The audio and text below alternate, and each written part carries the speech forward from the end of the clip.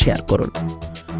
ওমানে অবৈধ থাকা প্রবাসী বাংলাদেশিদের জরিমানা ছাড়াই বৈধ হওয়ার সুযোগ দিতে দেশটির শ্রমমন্ত্রীকে আহ্বান জানানো হয়েছে।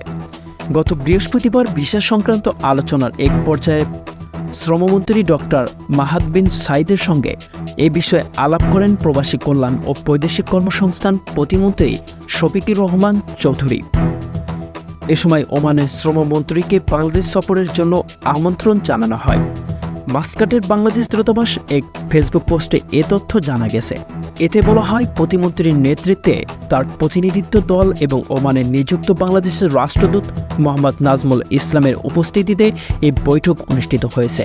সেখানে প্রতিমন্ত্রী ওমানে বাংলাদেশি কর্মীদের ভিসা সংক্রান্ত জটিলতা নিরসন, অবৈধ প্রবাসীদের জরিমানা ছাড়াই বৈধ হওয়ার সুযোগ প্রদান এবং জনশক্তি সহযোগিতা সংক্রান্ত ষষ্ঠ যৌথ কারিগরি কমিটির সভা আয়োজনের প্রয়োজনীয়তার কথা তুলে ধরেন।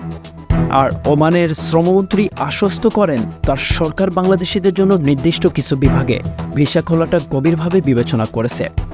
সবাই বাংলাদেশ থেকে প্রবাসীদের নির্বিঘ্নে নিরাপদ অভিবাসন নিশ্চিত করার পাশাপাশি মানব পাচার রোধে সহযোগিতার বিষয়ে ও সাশ্রয়ী অভিবাসন প্রক্রিয়া নিশ্চিতে একসঙ্গে কাজ করতে উভয় পক্ষই সম্মত হয়।